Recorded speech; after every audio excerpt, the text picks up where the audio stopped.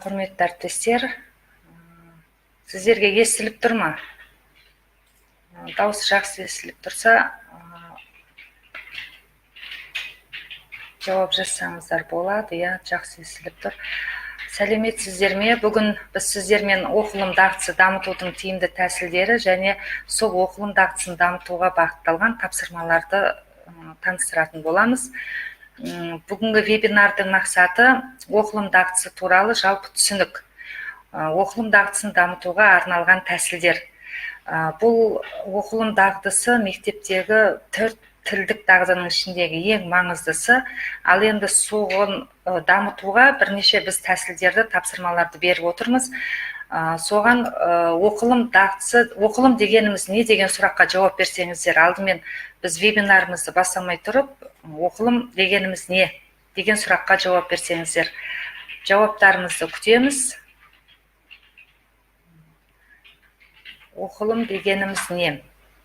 Бұл оқылым дағдысы мектептің бағдарламасында бар. Оқылым дағдысына тапсырмалар әзірлеп жатырмыз, өткізіп жүрміз. Оқылым мақсаттарына арналған бірнеше тапсырмаларды білеміз.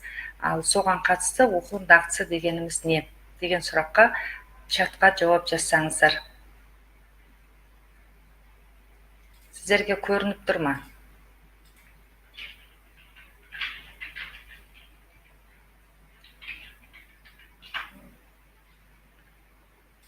Оқылым дегеніміз не? Енді оны жазуға бірден ойланып барып жазамыз, ойланамыз, уақыт керек, әрине түсінен. Оқылым дағдысы дегеніміз не?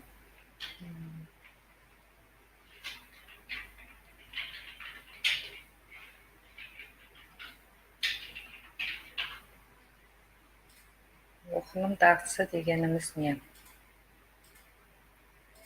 Оқылым дегеніміз не?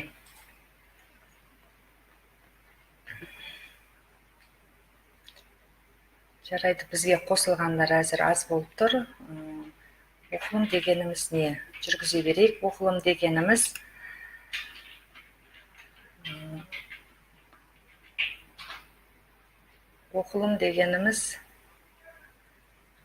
рецептивті, яғни қабылдаушы дағдылар қатарына жатады. Қарапайым тілмен айтқан кезде жазба тілдегі мәтінді түсіну. Яғни оқылым дағдысы мәтінді жазу, айтудан гөрі оған жауап қайтару, немесе мақсатқа сай әрекет етуді білдіреді. Ол үшін біз мәтінді тілін деңгейінде, мәтін тілін сөздер деңгейінде, сөйлем деңгейінде және тұтастай мәтін деңгейінде түсіне алуымыз қажет. Оқылым дегеніміз осы. Енді оқылымның ішкі дағдылары. Оқылымның ішкі дағдылары, ол бірнеше түрі бар оқылымның ішкі дағдылары. Соның ішіндегі ең маңыздыларынан бірнешеуіне біз бүгін тоқталып өтеміз. Мазмұнын түсіну үшін оқу, немесе көз жүгіртіп оқу. Бұл деген сөз мәтіндегі жалпы идеяны түсіну үшін тез оқып шығу. Нақты ақпаратты табу үшін оқу, бұл мәтін ішіндегі ақпараттарды тауып алу үшін оқу. Яғни, ол үшін тұтас мәтінді түсініп оқу.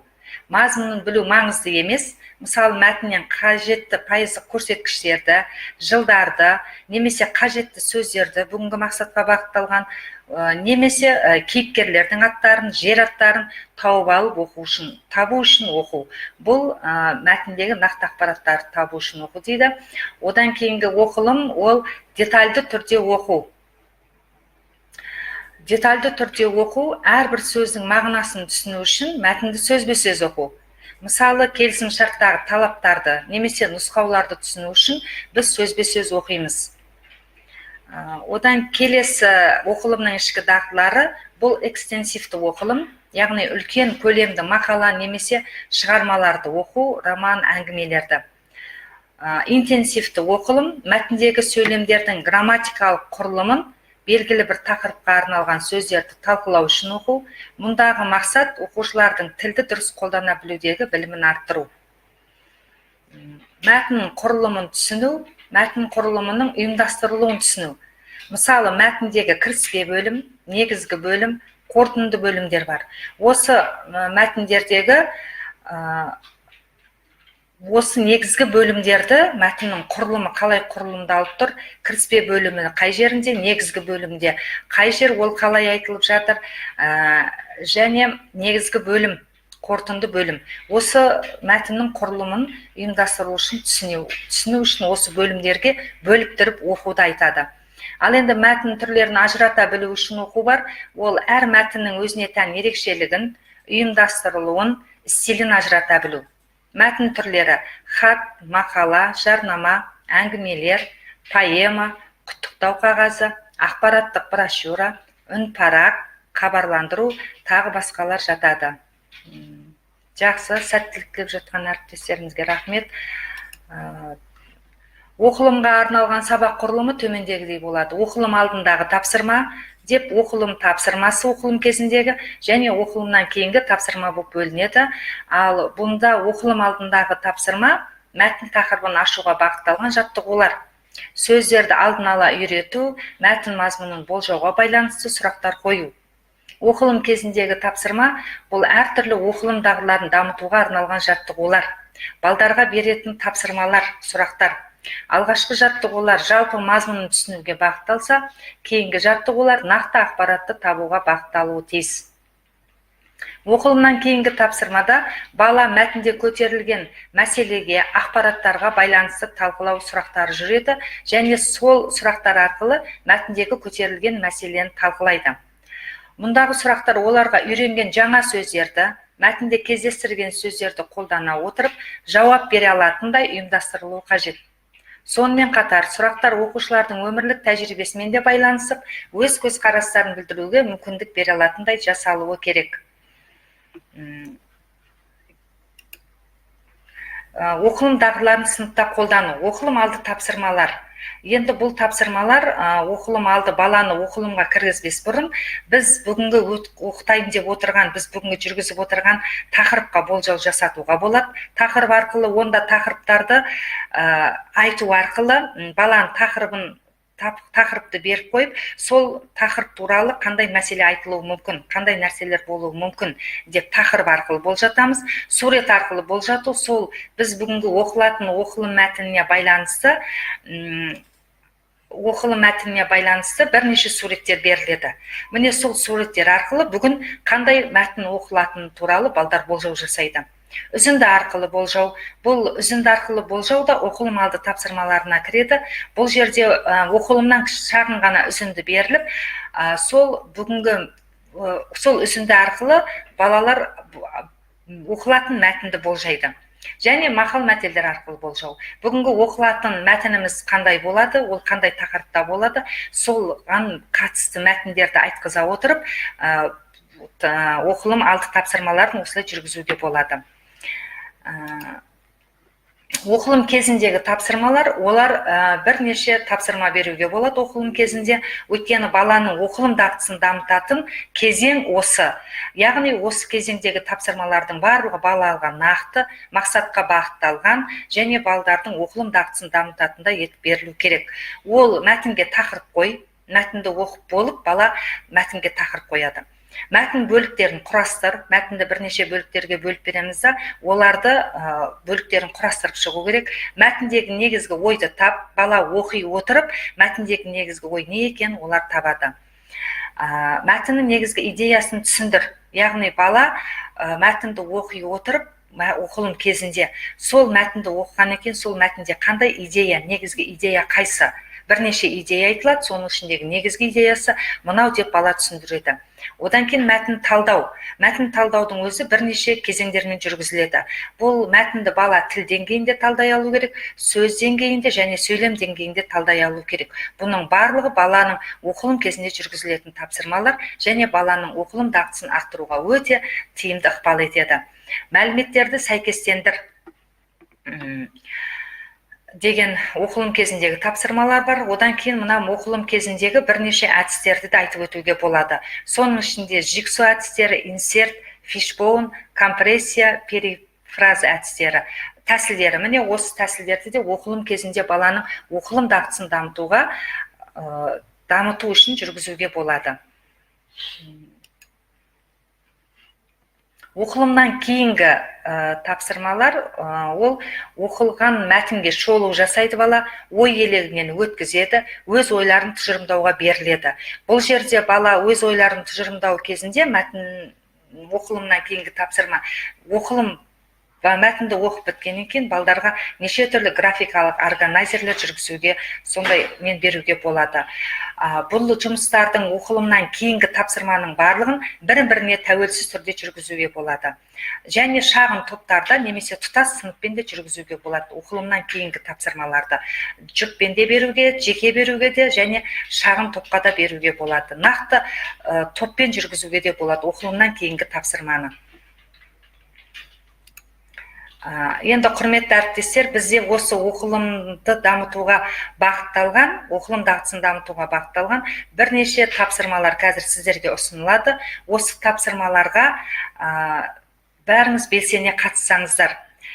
Бұл тапсырмамыз біздің мәтіннен төменде берілген сөздердің синонимін табыңыз. Мына төменде синонимдер беріліп қойған. Босқа, мәліметтер, адамға, халыққа деген. Ал енді осы мәтіндердегі синонимдерді, синоним сөздерін мәтіннен тапсаңыздар. Бұл мәтіннен өсіп синонимдерін табуды беру, ол мағынасын түсіну үшін оқуға алып барады. Баланың мағынасын түсіну үшін оқу дағдысын дамытады. Ал әріптестер осы тапсырмаға белсендірек қатысып, тапсырманы орындасаңыздар және тапсырманың дұрыс жауаптарын чатқа жазсаңыздар болады. Сіздерден жауап күтеміз. Бізде белсенді қатысып отырған Мадина Есенбаева, Айнура, Анар, Жұмакүл әріптестеріміз мына мәтінді оқып, осы мәтіндегі төменде берілген синонимдерін мәтіннен тапсаңыздар.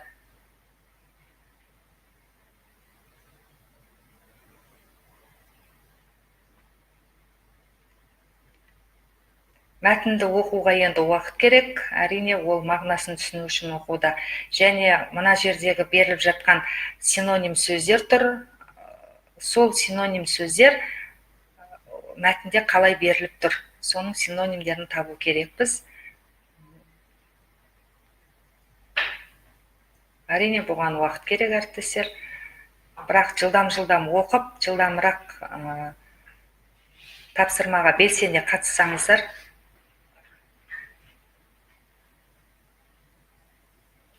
Керемет, бізде Алимова деген әріптесіміз жауабын жаза бастады. Ақпарат дегенді, ол мына мәліметтер деген сөздің синонимін табу болып жатқан болу керек. Ал босқа деген сөздің синонимі мәтінде бар. Сол синонимді тапсаңыздар. Босқа деген синоним қалай беріліп жатыр? Жақсы, керемет, Ләззат әріптесіміз босқа, бекер, мәлімет, адамға дегенді беріп отыр. Жақсы, адам, халық деп беріп отыр. Енді халық деген сөз мәтінде бар ма? Халық деген сөзі мен синоним ретінде беріп отырмын. Жақсы, бекер деп беріп отырсыздар. Жақсы, енді мен сіздерге осы жақсы, бұқараға деген, адамға деген сөзді бұқараға деп Анар әріптесіміз дұрыс беріп отыр. Енді сіздер жаңа берген жауаптарыңызды тексеріп көрсеңіздер. Бұл жерде босқа деген сөз бекер дегенмен беріліп жатыр. Бұл құмырсқадай құжынаған, құмырсқадай еңбекқор деген тіркестерді бекер айтпаған деген сөздегі синоним босқа синониммен берілді. Бекер деген сөз. Мәліметтер, деректер деген сөз бізде қайнаған тіршілікті зерттеу нәтижесінде бізге олар туралы көптеген қызықты деректер белгілі болды. Бұл жердегі деректер деген сөзімізді мен мәліметтер деген синониммен берген едім. Оны әріптестеріміз жақсы тапты. Және біздің беріліп жатқанымыз жан басына дегенде. Жан басына шаққанда 1 миллион адамға миллион құмырсқадан келеді деген сөйлемнің ішіндегі жан басына дегенді адамға деген синонимін жақсы таптыңыздар. Және халыққа, бұқараға деген сөз бар. Бұл жерде жан басына, адамға, бұқараға деген сөздерді халыққа деп берген едім. Сіздер жақсы таптыңыздар. Міне өздеріңіздің оқылым дағдыларыңызды жетілдіру керек деп те жазып жатсыздар. Әрине ол дұрыс. Енді келесі тапсырмаға белсендірек қатысып орындасаңыздар, нақты ақпараттар табуға арналған тапсырманың түрлері. Бұл нақты ақпараттар табуға арналған тапсырма түрлері шын, өтірік сөзімен де берілуге болады. Шын, өтірік және айтылмаған деген сөздерді қойып шығу керек. Бұл нақты ақпараттарды табуға арналған тапсырма түрлері. Мына жерде төменде сөздер беріліп тұр. Соны оқи отырып, шын немесе өтірік деген сөздерді жанына қойып шықсаңыздар. Бірінші сұрақ сөйлемге қандай сөз кетеді? Екіншісі, қандай сөз беруге болады? Шын немесе өтірік? Ал оқып көрейік әріптестер.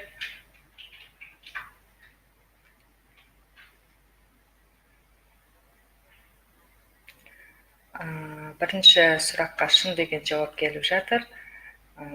Жақсы, екі әріптестің де жауабы бірдей шығып отыр.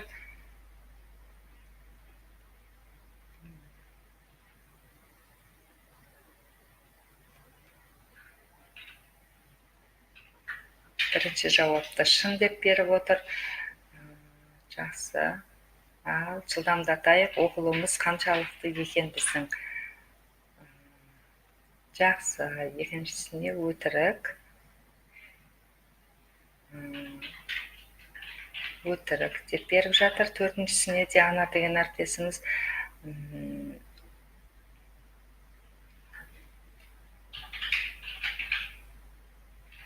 жақсы.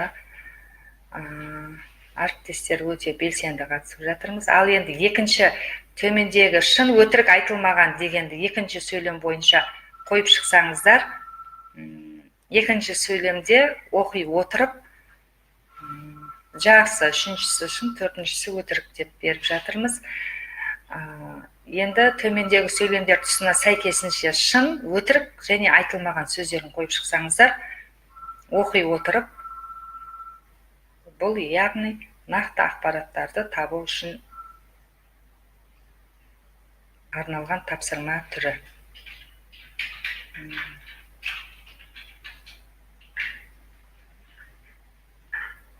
Жақсы, біріншісіне шын деп беріп отыр.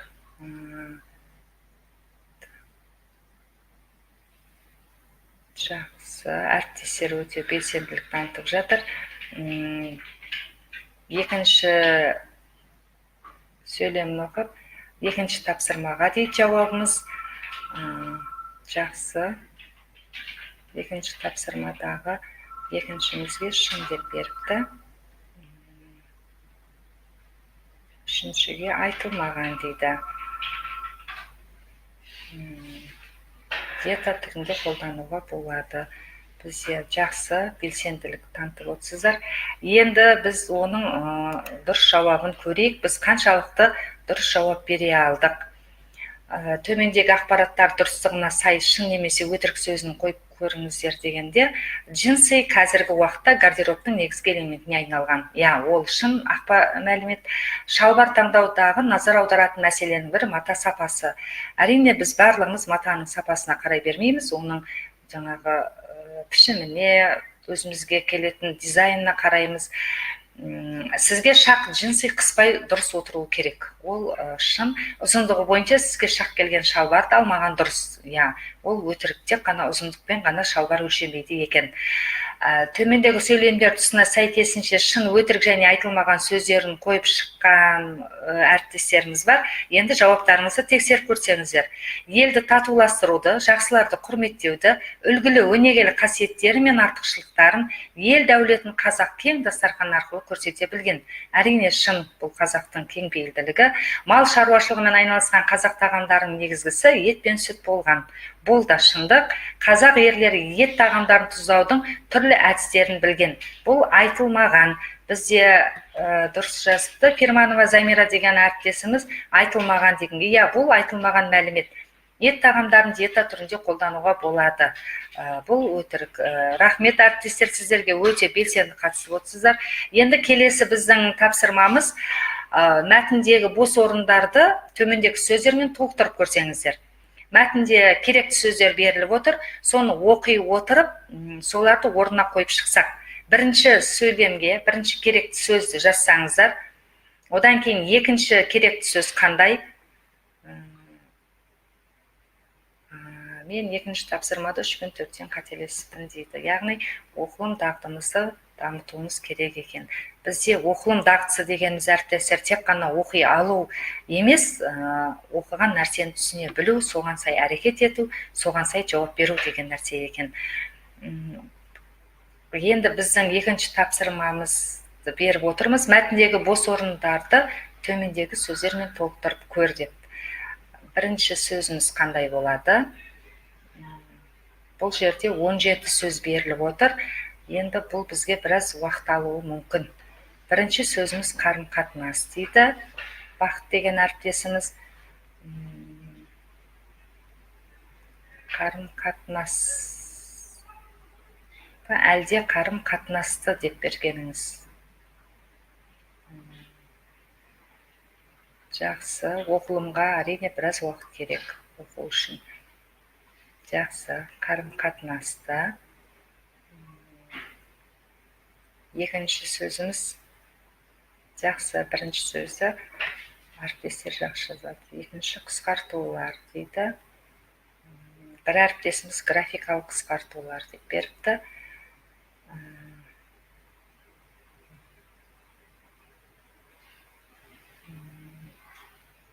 Қысқартулар.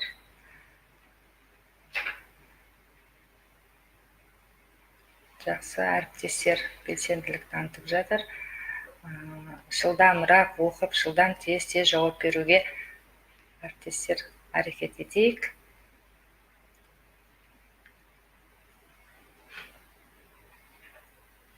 Міне біз сыныпта осындай дағдыларды, оқылым дағдысын дамыту үшін осындай тапсырмаларды беріп, баланың мәтіннің мазмұнын түсіну үшін оқу дағдысын осылай дамытуға болады екен. Жақсы, 4 күнделікті дейді. Бір әріптесіміз, ал Гүлжәмиле әріптесіміз айтады, ол әлеуметтік дейді 4-ге. Әлеуметтік тұрмыста жиі қолданамыз деп айтамыз ба. Жақсы, 5-ші сөйлемде жастар деп беріп жатыр. Жақсы, 6-шы сөзге Ләззат агент деп беріпті. Әлеуметтік. Жақсы, керемет.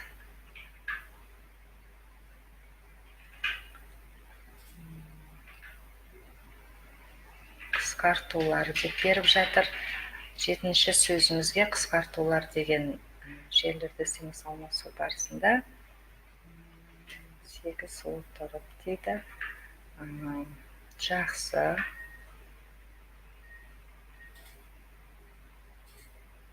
Жақсы, біз 8-ші сөзге енді келіп отырмыз. Бізде әлі барлығы 17 сөз бар бізде.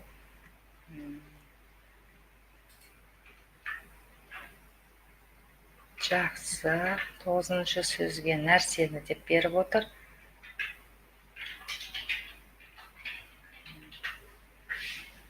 Оныншы сөз болады деп беріледі.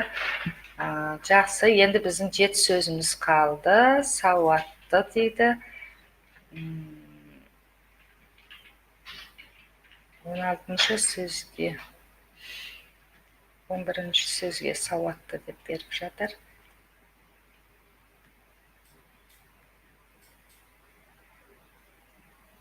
Қысқартулар сауатты. Осы сөздерді өздеріңізге жазып отырыңыздар. Қай сөзге, қандай сөздерді қойғандарыңызды, қай сөйлемге. Жақсы, 13-ші сөзге келдік. Енді бір 4 сөзді жазсаңыздар, ғалымдар. 14-ші сөзге беріп жатыр әріптестеріміз. Жақсы. Қолдану.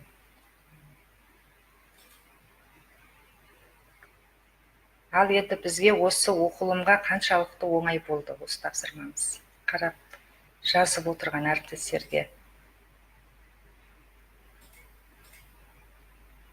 Британдық ғалымдар деп беріп жатыр.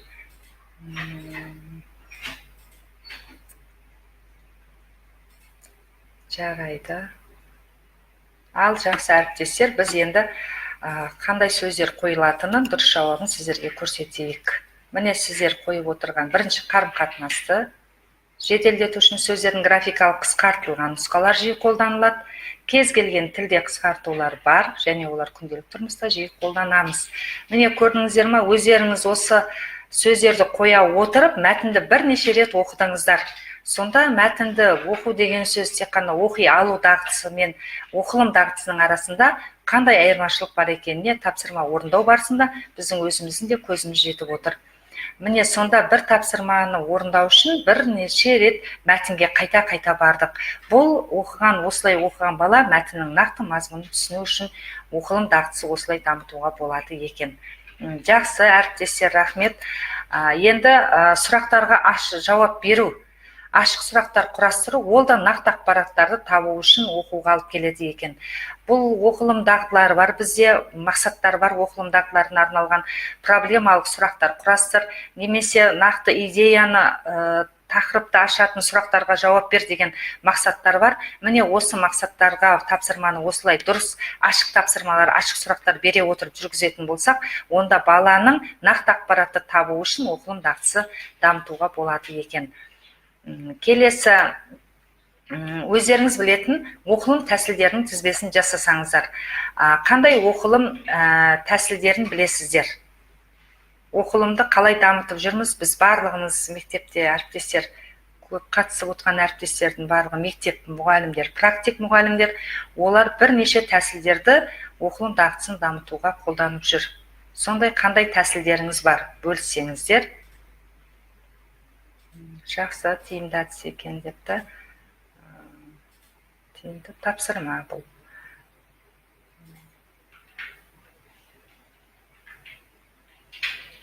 Өздеріңіз білетін оқылым тәсілдерінің тізбесі. Қандай білетін тәсілдеріңізді жазсаңыздар. Рахмет, тапсырманы оқылымға, яғни баланың мәтіннің мазмұнын түсіну үшін оқылымға алып баратын керемет тапсырма деп жатыр. Рахмет әріптестер. Іріктеп оқу дейді Анар әріптесіміз. Оқылым тәсілдері. Жұптық оқу дейді, ол тәсілімнің тапсырманың тәсілге жатпайды, ол түрге жатады, жұмыс түріне жатады, жұптық деген.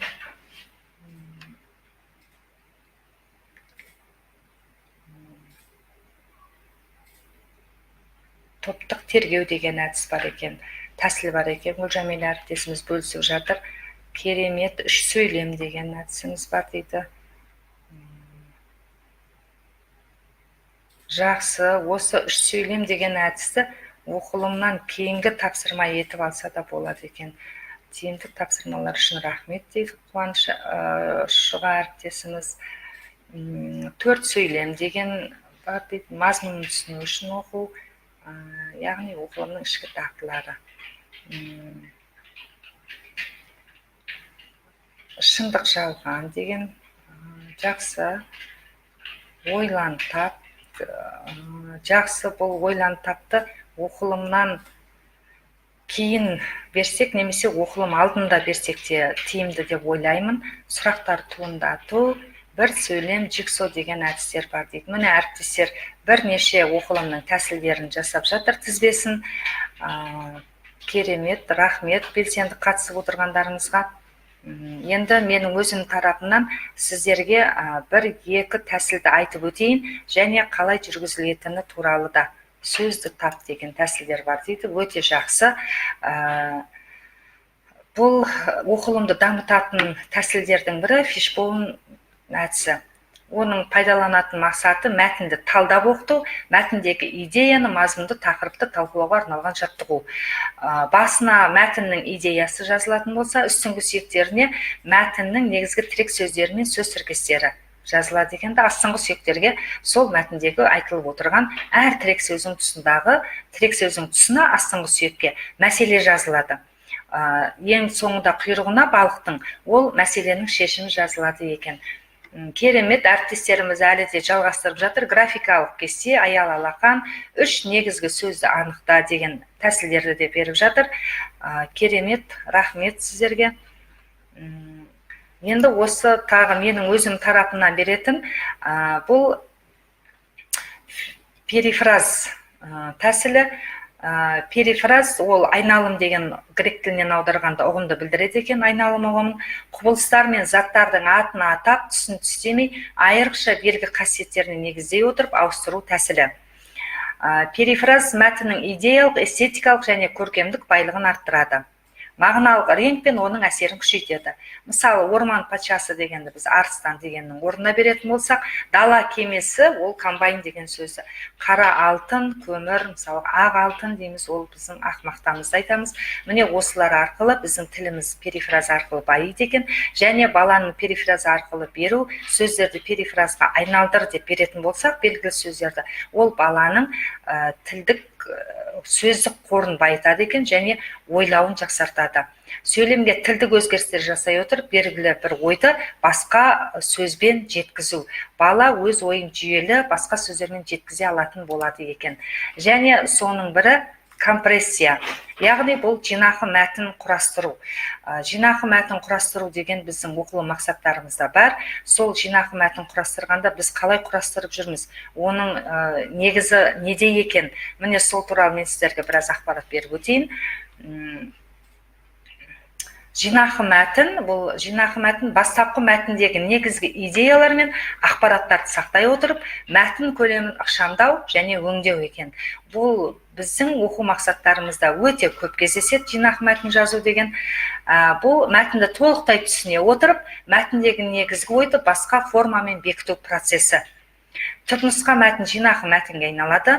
Тыңдалым және оқылым материалдары негізінде жүргізіледі.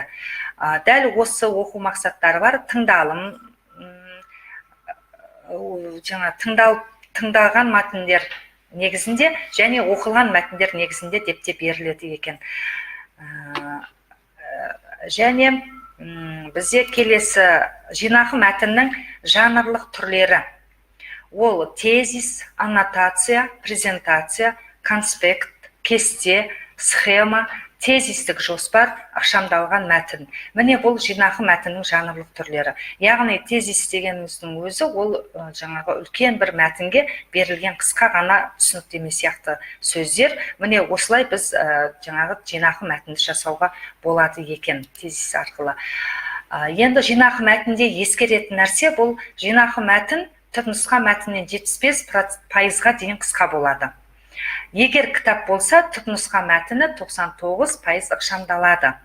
Енді тезис жазған екен 99% ықшамдалады. Тезис етіп беретін болсақ.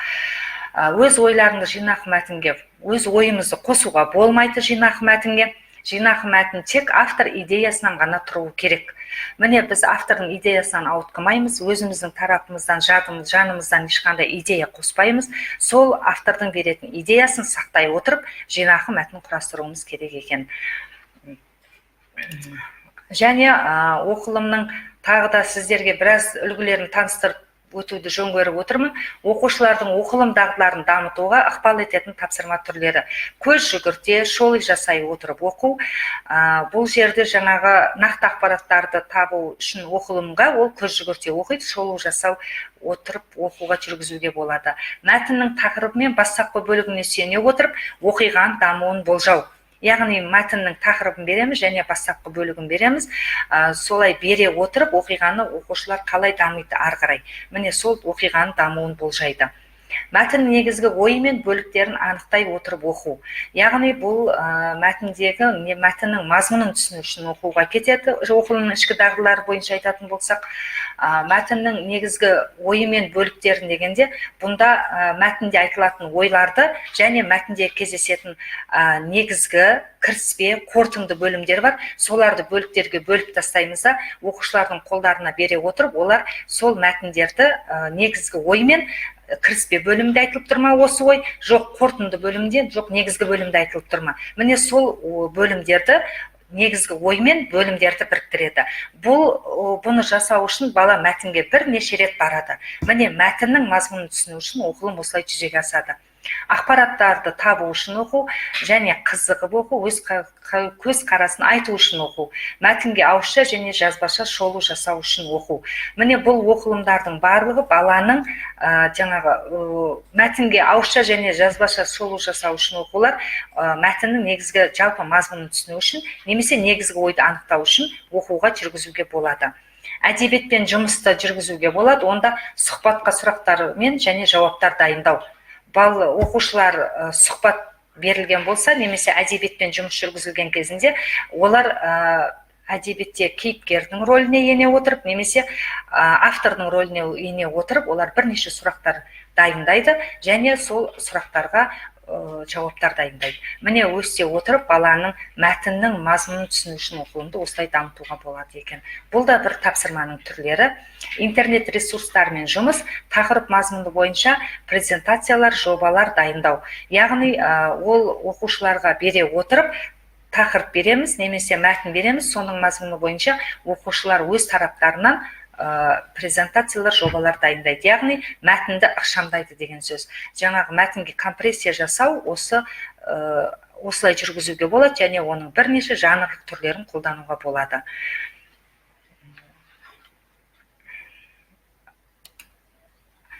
Оқылым жаттығуларын әзірлеу кезінде біз не нәрсеге мән беруіміз керек?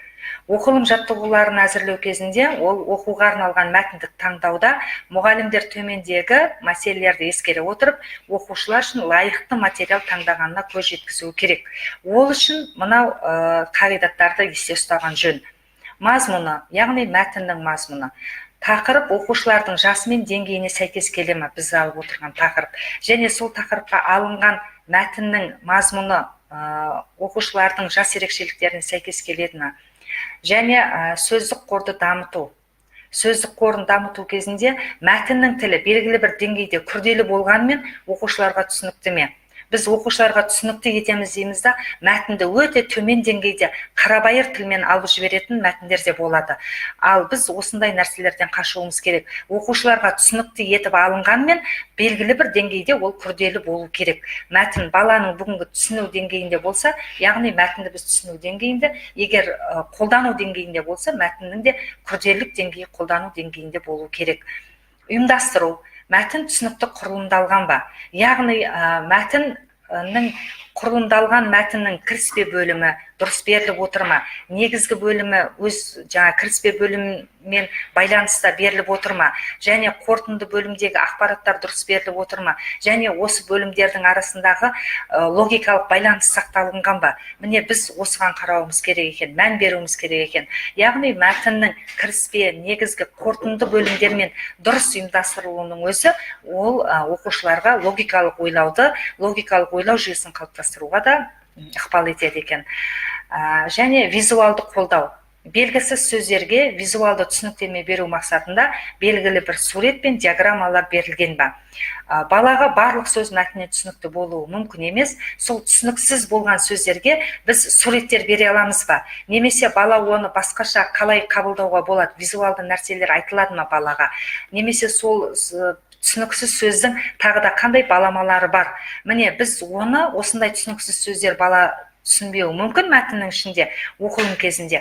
Ал сол түсінбеген сөздеріне біз балаға қалай түсінуге көмектесе аламыз? Біз осы нәрселерді де мәтінді оқылым жаттығуларын әзірлеп жатқан кезде ескеруіміз керек екен. Және өзектілігі. Біз алып отырған мәтін шын мәнісінде өзекті ме? Мәтіндегі айтылып жатқан ақпарат маңызды ма? Ол бүгінгі күнмен байланысын жойған жоқ па? Дәл осы уақытқа, осы кезеңге сәйкес келеді ме? Міне біз осыны да ескеруіміз керек екен. Сонда оқылым жаттығуларын әзірлеу кезіндегі ең ұстанатын қағидаттың бірі мазмұны, сөз қорын дамыту, ұйымдастыру, визуалды қолдау және өзектілік. Бұл өзектілік деген жаңартылған білім беру мазмұнының қағидатында айтылады. Барлық алынып жатқан тапсырма болсын, беріліп жатқан тақырыптар болсын, бүгінгі заман талабына сай үндесіп келу керек деген. Міне сонда біз балаға қандай оқылым дамыту үшін тапсырмалар берсек те, мәтін беретін болсақ та, барлығының өзектілігіне мән беруіміз керек екен. Құрметті әріптестер, сұрақтарыңыз бар ма? Осы оқылым жөнінде біз тек қана оқылым дамытуға бірнеше ғана тәсілдерді ғана көрсетіп отырмыз, және оқылымның ішкі дағдыларын дамытуға арналған бірнеше ашық және жабық тапсырмаларды бердік. Тағы да маған қоятын сұрақтарыңыз бар ма?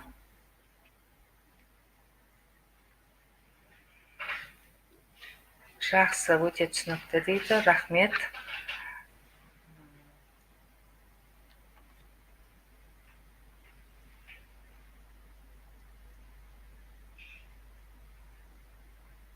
Жақсы, түсінікті дейді. Рахмет, әріптестер бізбен бірге болып, біздің тапсырмаларымызға белсене қатысып, қолдау көрсеткендеріңізге, сіздерге пайдалы болатын қазіргі таңдағы оқылым дағдысын дамытудағы, балаға тілдік дағдыларды дамытудағы мәселелерге, өзекті мәселелерді айттық деп ойлаймыз. Назарларыңызға рахмет. Осымен біз вебинарымызды аяқтаймыз. Сіздерге рахмет. Қоржыныма керекті тәсілдерді алдым дейді. Рахмет сіздерге. Жақсы, сау болыңыздар.